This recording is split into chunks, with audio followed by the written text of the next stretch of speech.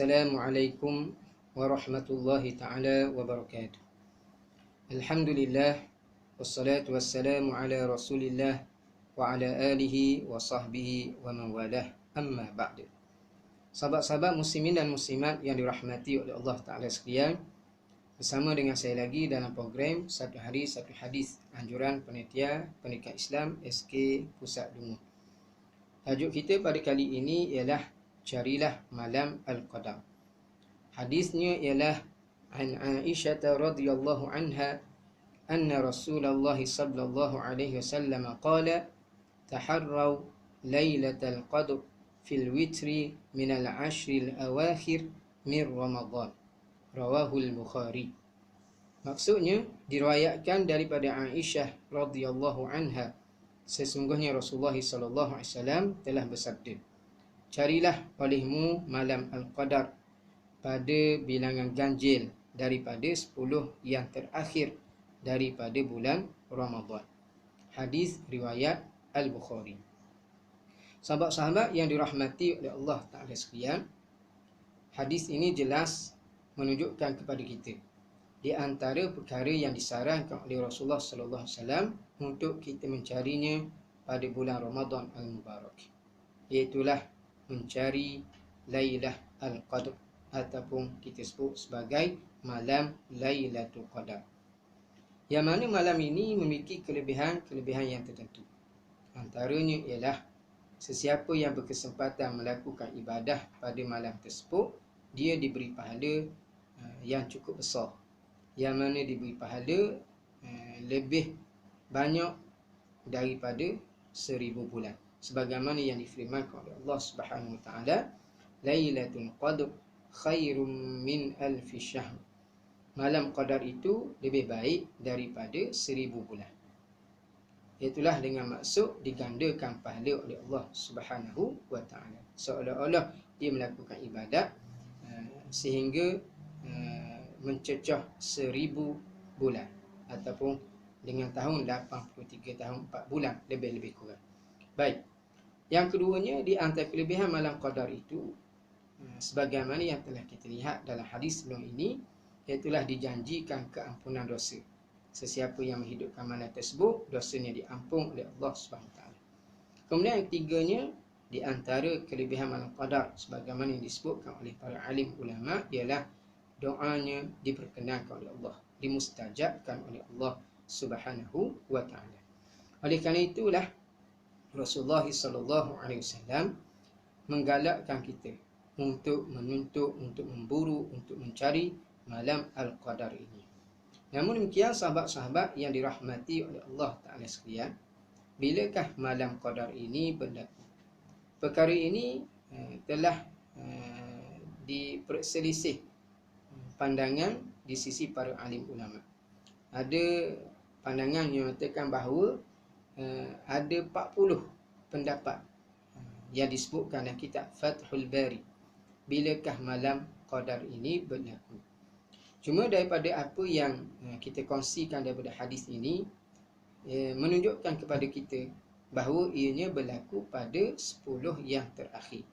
Berlaku pada 10 yang terakhir daripada bulan Ramadan, yang mana diisyaratkan oleh Nabi sallallahu alaihi wasallam daripada 10 yang terakhir itu, berlakunya malam Qadar ini ialah malam ganjil. Carilah pada malam ganjil daripada 10 Ramadan. Maksudnya kemungkinan malam 21, malam 23, malam 25, malam 27, malam 29. Ini yang disebutkan dalam hadis yang ada bersama dengan kita pada kali ini. Dan di sana sebenarnya ada pandangan-pandangan yang lain yang menyatakan bila berlakunya malam Al-Qadar. Ada pandangan, kalau kita lihat dalam buku Ramadan Al-Mubarak, buku Fadilat dan Hukum Puasa yang disusun oleh Dr. Zulkifli Al-Bakri, dikemukakan beberapa pandangan berkenaan dengan bilakah berlakunya malam Al-Qadar. Kita sebut di antaranya, di mana dinyatakan pendapat yang terkuat mengikut para ulama bahawa Lailatul Qadar itu berlaku pada malam 27 Ramadan. Malam 27 Ramadan itu pandangan yang kuat.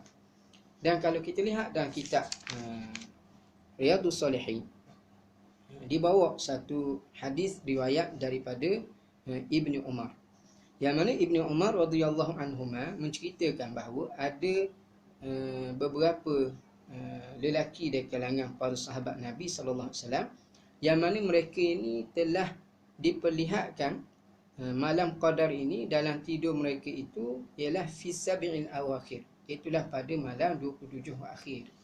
Malam sab'i awakhir, 7 yang akhir, itulah malam 27. Jadi bila perkara ini sampai kepada Nabi sallallahu alaihi wasallam, lalu Nabi pun bersabda, ara ru'yakum qad tawata'at fi sab'il awakhir, aku melihat mimpi-mimpi kamu ni sesungguhnya telah bersepakat pada 27 yang terakhir. Maksudnya sepakat menunjukkan bahawa malam qadar itu ialah malam 27. Ini mimpi para sahabat. Jadi mimpi para sahabat radhiyallahu anhum ini, yang mimpi orang soleh, walaupun kita tak boleh jadikan hujah, tidaklah sebagaimana mimpi para nabi alaihi wassalatu wassalam, tetapi mimpi orang soleh, para sahabat, ulama, kita boleh buat sebagai istiqnas, sebagai kata sedikit sebanyak sebagai panduan dalam kehidupan kita. Tambahan pula para sahabat ni, mereka ni orang soleh, orang baik, yang mana mereka tidur ni sudah tentu dalam keadaan ingat kepada Allah Ta'ala, hati mereka tidak lupa pada Allah, mereka tidur dalam keadaan menjaga adab-adab yang diajak oleh Nabi SAW dan seumpamanya. Jadi mereka ni dalam mimpi mereka masing-masing melihat malam qadar itu ialah malam 27. Lalu Nabi SAW menyatakan, aku tengok mimpi kamu ni bersepakat menyatakan malam qadar itu ialah malam yang ke-27. Kemudian Nabi menyatakan, faman kana mutaharriha, maka siapa-siapa yang nak cari malam qadar, falyataharraha fi sab'il awakhir, maka hendaklah dia mencari Lailatul Qadar itu pada malam yang ke-27. Jadi itu salah satu pandangan, dan hadis tersebut ialah hadis yang sahih yang disepakati oleh Al-Bukhari dan Muslim. Itu satu pandangan. Dan ada pandangan yang menyatakan bahawa malam qadar itu ialah pada malam yang ke-23. Berlakunya malam qadar itu ialah pada malam yang ke-23. Inilah juga pendapat dan pandangan yang dipegang oleh Imam Asy-Syafi'i, juga Imam Malik, Ibnu Khuzaimah, At-Tahawi, yang mana mereka berpandangan demikian berdasarkan satu hadis yang diriwayatkan oleh Abdullah bin Unais, di mana Rasulullah sallallahu alaihi wasallam bersabda, taharrau lailatal qadr lailata 23, carilah malam qadar itu malam yang ke-23. Dan ada juga pandangan yang menyatakan bahawa malam qadar itu berlaku pada malam yang ke-21. Malam yang ke-21. Ini di antara pandangan-pandangan yang dikemukakan oleh para alim ulama. Jadi ada kata 21, ada kata 23, ada kata 27, dan ada juga pandangan yang menyatakan malam 29. Ala kulihan sahabat-sahabat yang dirahmati oleh Allah Ta'ala sekalian, hadis yang kita kongsikan ini memberi suatu peringatan kepada kita, yang mana sebaiknya, seboleh-bolehnya pada malam ganjil daripada 10 yang terakhir Ramadan tu, jangan kita biarkan berlalu begitu sahaja tanpa kita menggandakan ibadah kita kepada Allah SWT. Kerana berkemungkinan pada malam-malam tersebut, yakni pada malam ganjil tersebut daripada 10 yang terakhir itu, berlakunya Lailatul Qadar. Berlakunya Lailatul Qadar.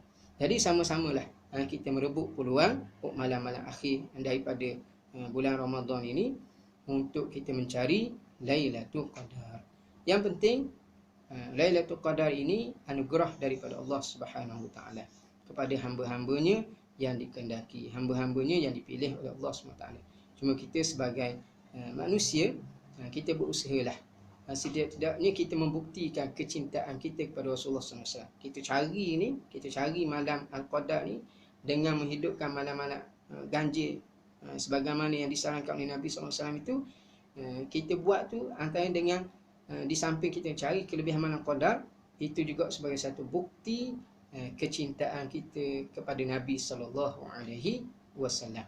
yang mana Nabi SAW lah yang telah menyarankan kepada kita untuk kita mencari Lailatul Qadar ini pada malam ganjil.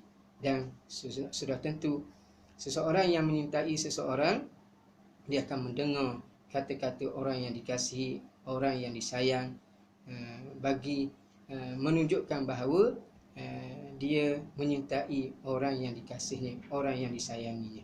Jadi ini di antara perkara yang disebutkan oleh Rasulullah sallallahu alaihi wasallam. Kemudian sahabat-sahabat yang dirahmati oleh Allah Taala sekalian, kita lihat sedikit berkenaan dengan hadis yang kita baca ni secara satu persatu.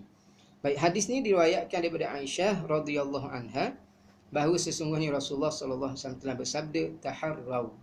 Taharrau ini kalau kita belajar dalam bahasa Arab, ianya adalah fi'lu amrin. Fi'lu amrin, kata kerja suruh. Ini sebagai satu tuntutan yang kita tanggung dengan makna irsyad, sebagai satu tunjuk ajar, satu nasihat daripada Nabi sallallahu alaihi wasallam. Baik. Jadi Nabi memberi tunjuk ajar kepada kita, taharrau, carilah. Cuma apa maksud taharrau ini dengan sebenarnya? Kata ulama, taharrau dengan maksud ihrisu ala talabiha. Hendaklah kamu halaba dalam mencari malam qadar. Jangan masuk kita dengar di malam qadar, kita dengar masuk dengan kanan, dubik dengan kiri.